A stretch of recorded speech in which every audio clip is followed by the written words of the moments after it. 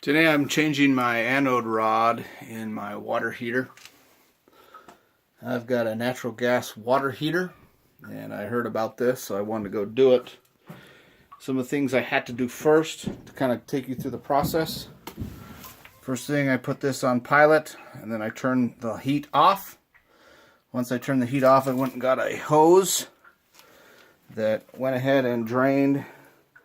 I took a filter so I can kind of see what was coming in and out of it. And then, of course, I released the pressure on the water tank. Once I did that, I opened up the valve to allow all the water to drain. That took about maybe 20 minutes on a slow drain to get out.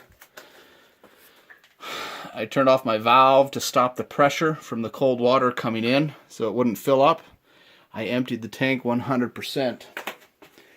Next, I went over to the local AutoZone and picked up a 1 16th inch socket.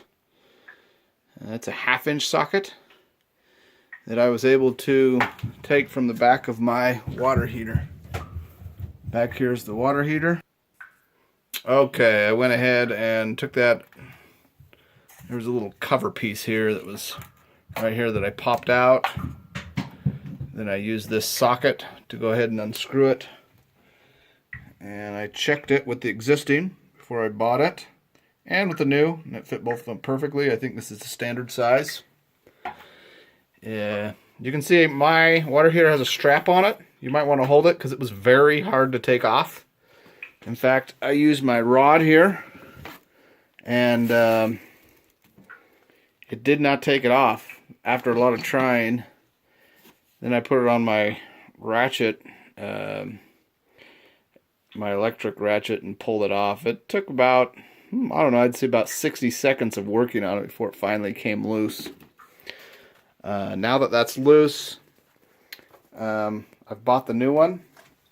You can check out the difference between the old and the new. Amazing.